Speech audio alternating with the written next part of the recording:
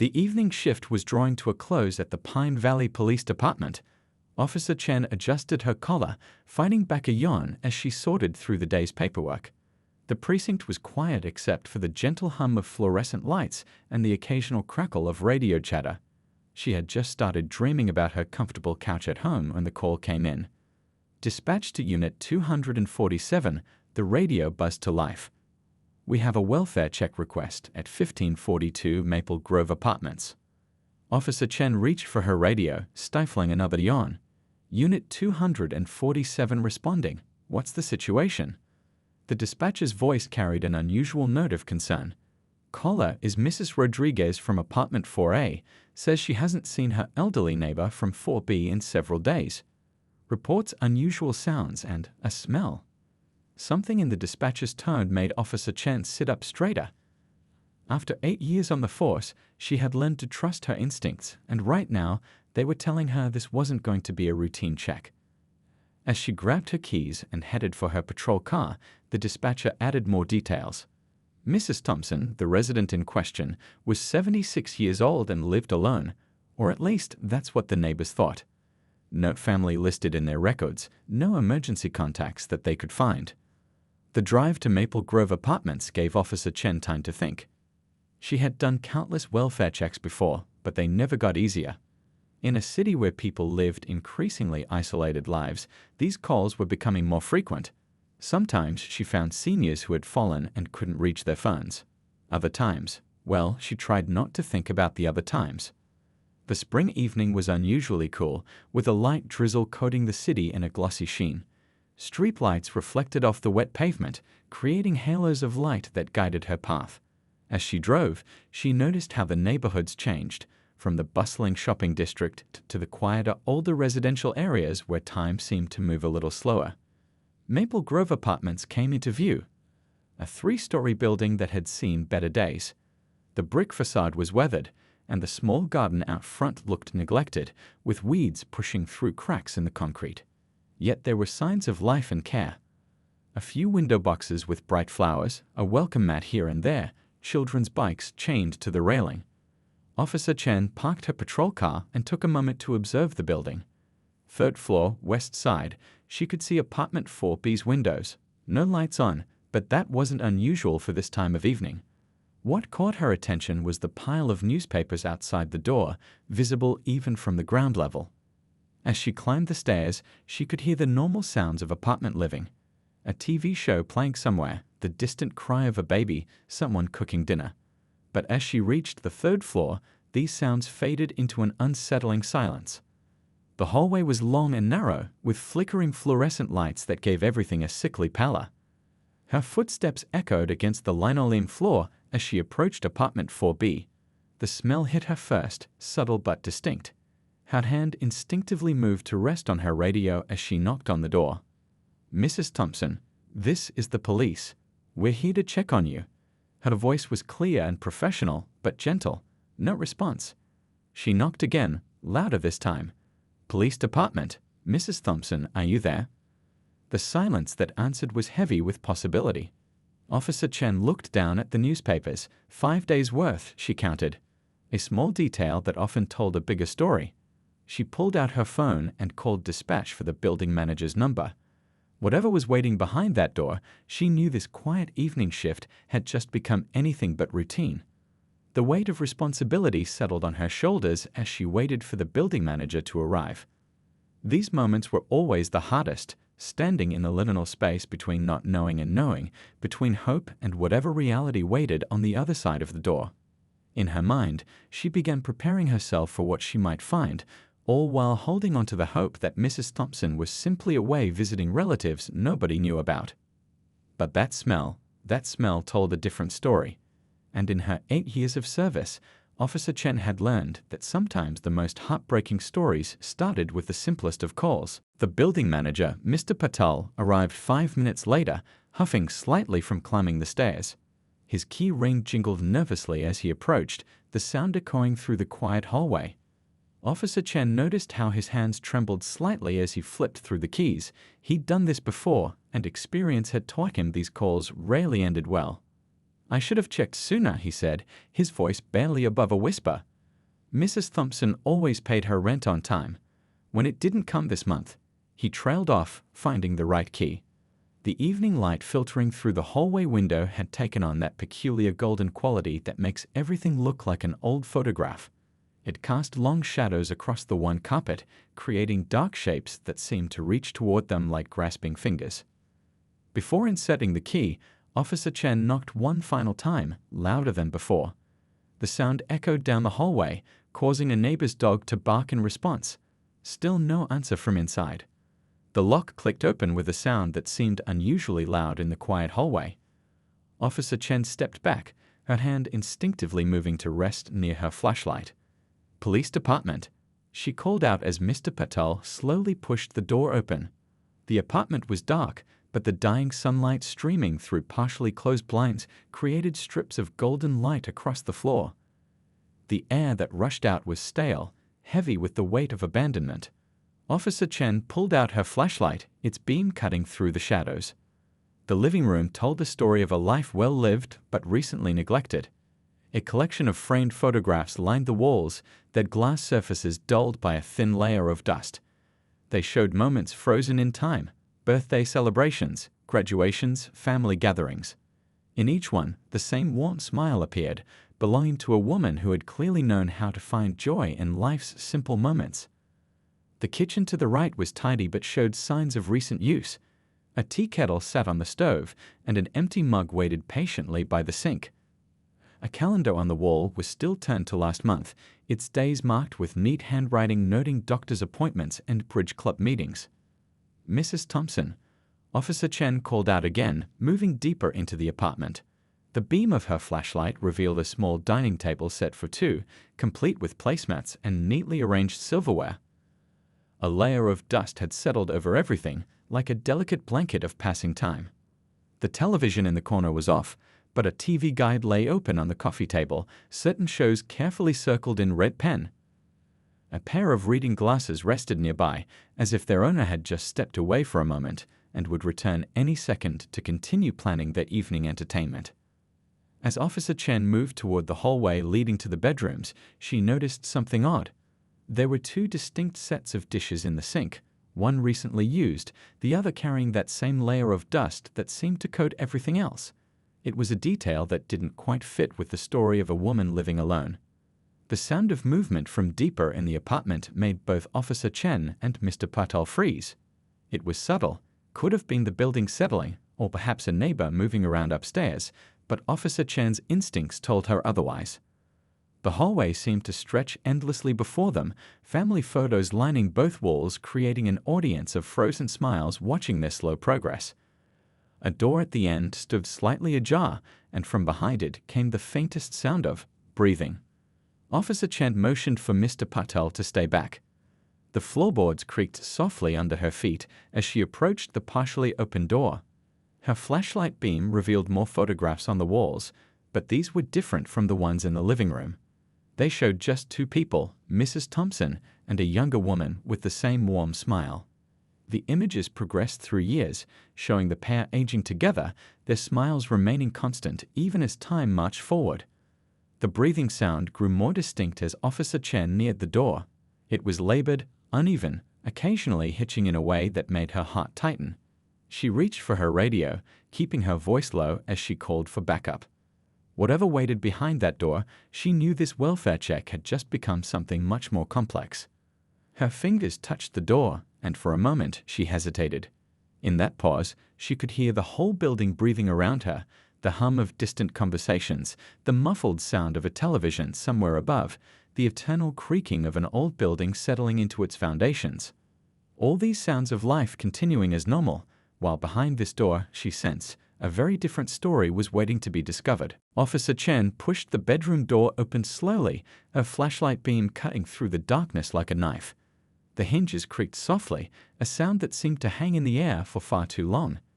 The breathing she'd heard earlier became more distinct, ragged and uneven, coming from the far corner of the room. "Police department," she announced again, her voice steady despite the tension building in her chest. The beam of her flashlight revealed a bedroom frozen in time. The bed was neatly made, hospital corners crisp and precise, like something from a bygone era. A rosary hung from the bedpost, its wooden beads catching the light. The air in the room was thick with the lingering scent of talcum powder and something else, something that made Officer Chen's throat tighten. Her flashlight beam continued its careful journey across the room, revealing a lifetime of memories carefully arranged on every surface. Photographs, trinkets, and delicate porcelain figurines watched silently from their dusty perches.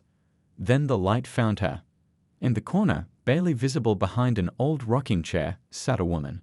She was small, almost childlike in her posture, with her knees drawn up to her chest. Her clothes were wrinkled and stained, her hair uncombed. But what caught Officer Chen's attention was what she held, a silver-framed photograph pressed tightly against her heart, as if it were keeping her anchored to this world. "Ma'am," Officer Chen called softly, taking a careful step forward. The woman didn't look up, didn't acknowledge the light or the voice. She just kept rocking slightly, her lips moving in a silent conversation with someone who wasn't there. Officer Chen moved closer, keeping her movements slow and deliberate. "I'm here to help," she said, her voice gentle. "Are you hurt?" The woman's head lifted slightly, just enough for Officer Chen to see her face. Her eyes were red-rimmed and unfocused, lost in a grief so profound it seemed to fill the entire room. She looked young, maybe in her 40s, but sorrow had etched deep lines around her eyes and mouth. "Mom's sleeping," the woman whispered, her voice cracking from disuse. "She doesn't like to be disturbed during her nap." Officer Chen's heart sank as she surveyed the room again, this time noticing details she'd missed in her initial scan. A wheelchair tucked in the corner.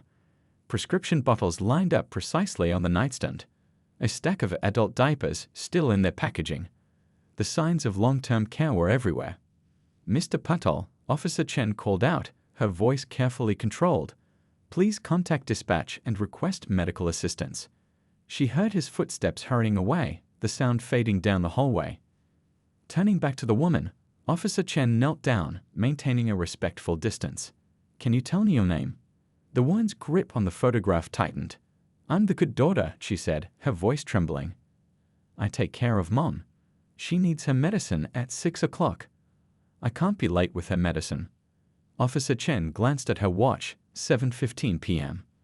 The sun had almost completely set now, leaving the room in deepening shadows. She reached out and gently touched the woman's hand, noting how cold it felt.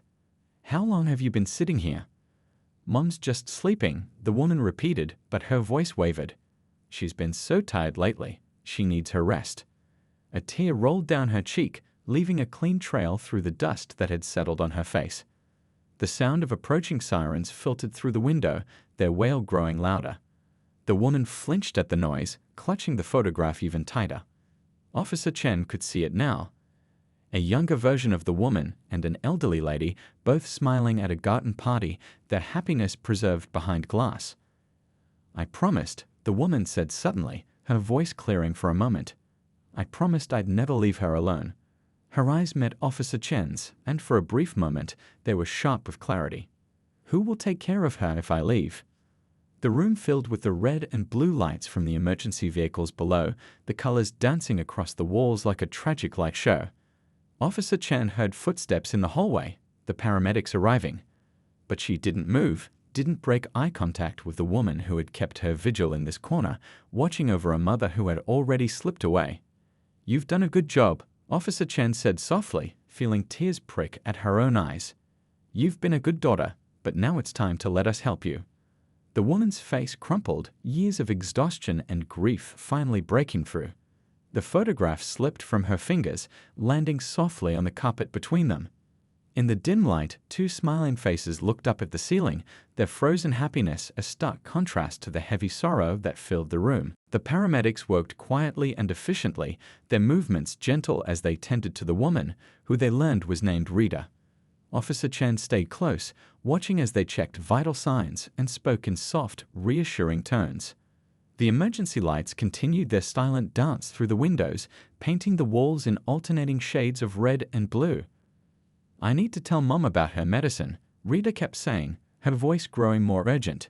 "She won't know what to do if I don't tell her." Her hands reached repeatedly for the photograph that now lay on the bedside table, but she was too weak to grasp it. One of the paramedics, a kind-faced woman with graying hair, caught Officer Chen's eye and nodded toward the hallway. They stepped out, leaving Rita in the capable hands of the other first responders. "She's severely dehydrated," the paramedic explained in a low voice. "Probably hasn't eaten or drunk anything properly for days. But the physical issues aren't what worry me most." Officer Chen nodded, thinking of the way Rita kept talking about her mother in the present tense. "How long do you think?" She left the question unfinished, but the paramedic understood. "Based on what we're seeing, at least 3 days, maybe 4. She paused, choosing her words carefully. "We'll need to contact the medical examiner, but that should probably wait until we get the daughter stabilized and transported." Back in the bedroom, Rita had begun telling stories, her voice drifting in and out like a badly tuned radio. She spoke of her mother's garden, of Sunday dinners that always included dessert, of sacrifices made and dreams put aside. Through her scattered words, a picture began to emerge of 2 lives completely intertwined. "Mom worked so hard," Rita said, her eyes focused on something only she could see. 3 jobs, sometimes 4.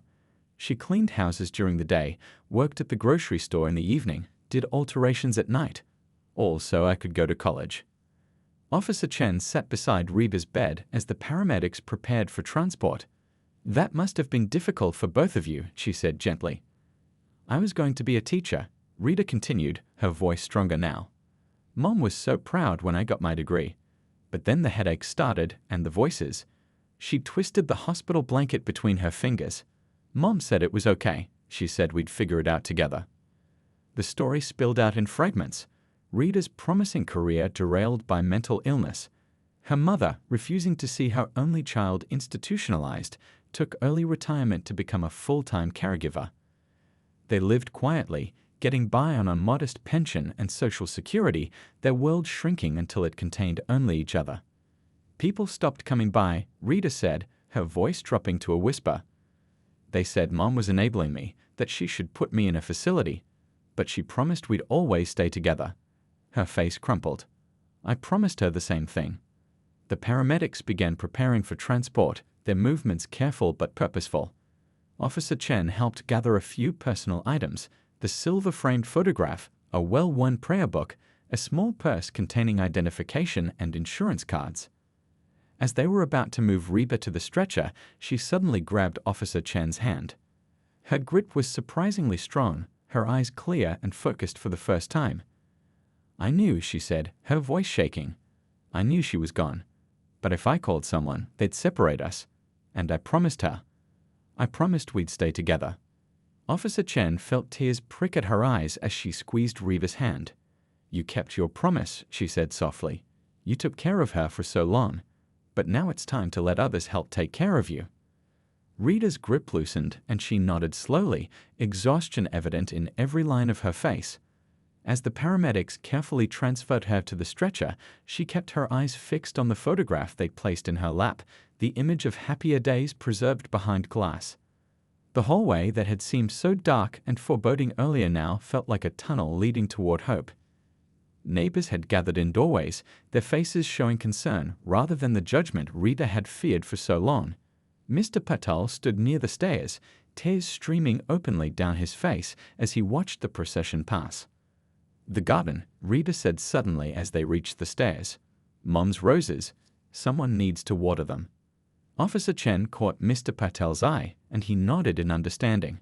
Some promises, they both knew, would need to be kept even after the immediate crisis had passed.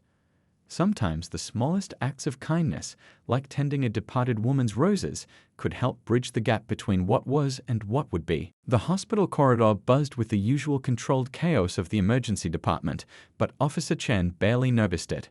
She sat in an uncomfortable plastic chair outside Rita's room, writing her report while the words were still fresh in her mind. But her pen kept stopping, her thoughts drifting back to the apartment and all the signs they'd all missed. A doctor emerged from Rita's room, her face tired but kind. "She's resting now," she said, sitting next to Officer Chen. "We've started her on fluids and nutrition. The physical issues we can address fairly quickly, but," she paused, choosing her words carefully. "The mental health aspects will take more time," Officer Chen finished. The doctor nodded, running a hand through her graying hair. She's been off her medication for at least 6 months, from what we can piece together. Probably around the time her mother's health started declining significantly. The doctor glanced at her charts. It seems they were trying to save money, choosing between Rita's medications and her mother's cancer treatments. Officer Chen felt her chest tighten. The image of the neat row of prescription bottles in the apartment flashed through her mind, some full, some empty, all telling a story of impossible choices. "What happens now?" she asked, though she already knew the answer. The system had procedures, protocols, ways of handling situations like this. But somehow, in this case, none of them felt quite right. The doctor sighed. "We'll stabilize her physically, get her back on her proper medications. Then she'll need intensive psychiatric care. There's a good facility about 40 miles from here." 40 miles. Officer Chen interrupted, thinking of the small garden at Maple Grove Apartments, of Rita's concern for her mother's roses. That's pretty far from everything she knows. "It's the nearest place with an opening," the doctor explained gently. "And she'll need long-term care, at least initially. There's no family to—" A soft sound from Rita's room caught their attention. Through the partially open door, they could see her clutching the silver-framed photograph to her chest, tears streaming down her face as she slept. Officer Chen stood up suddenly. "I need to make some calls," she said. The doctor looked surprised but nodded, understanding in her eyes. The next few hours became a blur of phone calls, paperwork, and conversations. Officer Chen reached out to every contact she'd made in her years on the force. She spoke with social workers, mental health advocates, community organizers. Each call led to another, building a network of support one connection at a time. By midnight, she'd found a local outpatient program willing to work with Rita once she stabilized. A social worker she'd helped last year knew of a supervised living facility just 3 blocks from Maple Grove Apartments. The building manager, Mr. Patel, had already offered to hold Rita's apartment for a month, saying he'd count the deposit as rent paid. But it was the call from Mrs. Rodriguez, the neighbor who'd first reported her concerns, that brought tears to Officer Chen's eyes. "We'll take care of the roses," she'd said firmly. "And when Rita's ready to come home, we'll help her plant new ones. Sometimes new beginnings need fresh soil." Around 2 a.m., long after her shift had officially ended, Officer Chen stood by Rita's hospital window. The city lights twinkled below, each one representing a home, a story, a life connected to countless others in ways both seen and unseen. Rita stirred in her sleep, murmuring something about Sunday dinner. Officer Chen adjusted the blanket around her shoulders, noting how peaceful she looked now. The silver frame had slipped from her grasp, and Officer Chen carefully placed it on the bedside table where Rita could see it when she woke. A nurse came in to check vitals, her movements quiet and efficient. She paused before leaving, looking at Officer Chen with understanding. "You should go home," she said kindly. "Get some rest." But Officer Chen shook her head slightly. "I'll stay a bit longer," she said, "just until she wakes up. I want her to know she's not alone anymore." The nurse smiled and left, leaving Officer Chen with her thoughts. In her 8 years on the force, she'd seen countless tragedies, moments of human suffering that seemed to have no solution. But sometimes, she realized, the solution wasn't in fixing everything at once. Sometimes it was in small acts of kindness, in neighbors watching out for each other, in communities coming together to hold space for healing. Dawn was just beginning to paint the sky in soft pastels when Rita opened her eyes. For a moment, confusion clouded her face, then recognition, and finally, something that looked almost like hope. "The roses," she whispered, her voice rough with sleep. "I dreamed Mom was tending her roses." Officer Chen took Rita's hand gently. "The roses are being cared for," she said, "and when you're ready, there will be new ones to plant." Sometimes, she added, remembering Mrs. Rodriguez's words, new beginnings need fresh soil. The days that followed brought changes to Maple Grove Apartments that no one could have predicted. What began as a tragedy slowly transformed into something else entirely, a reminder of how a community could come together when it mattered most. Officer Chen found herself returning to the building even when off duty. She'd stopped by to check on the progress of various arrangements, but really, she came to witness the small miracles happening in Apartment 4B and throughout the building. Mrs. Rodriguez from 4A had organized a cleaning crew, really just a group of neighbors armed with mops and determination. They worked carefully, respectfully, preserving memories while clearing away the heaviness of grief. Every photograph was carefully dusted, every trinket treated as a treasure. "Look what I found," one elderly resident called out one afternoon, holding up a photo album she'd discovered while cleaning. The pages were filled with pictures of Reba's mother's garden through the seasons. "We should make copies," she suggested, "for when Rita comes back, to show her we kept her mother's roses blooming." The garden itself had become a project for the entire building. Mr. Patel had cleared away the weeds and brought in fresh soil. Children from the building would stop by after school to water the plants, their small hands gentle with the delicate blooms. Even teenagers who usually kept to themselves were seen helping to repair the old garden fence. Officer Chen worked with social services to piece together the full story. Rita's mother had been a fixture in the building for over 30 years. She'd been the one who organized holiday gatherings in the community room, who kept spare keys for working parents, who always had an extra plate of food for anyone who needed it. "She helped me when I first moved here," Mr. Patel revealed one evening, his eyes distant with memory. "I barely spoke English, but she made sure everyone treated me with respect. Said being a good neighbor had nothing to do with where you came from." The social worker assigned to Reba's case was amazed by the community's response. Usually, cases like this ended in isolation, with neighbors turning away, uncomfortable with the reality of mental illness and grief. But here, something different was happening. The supervised living facility 3 blocks away had expedited Rita's application. They'd been touched by the story and impressed by the community's involvement. "Support systems like this," the facility director explained, "make all the difference in recovery." Rita's apartment was kept exactly as she'd left it, but fresher somehow. The heavy curtains that had blocked out the world were replaced with light, gauzy ones that let in sunshine. The neighbors took turns airing out rooms, keeping dust from settling, making sure the space felt lived in rather than abandoned.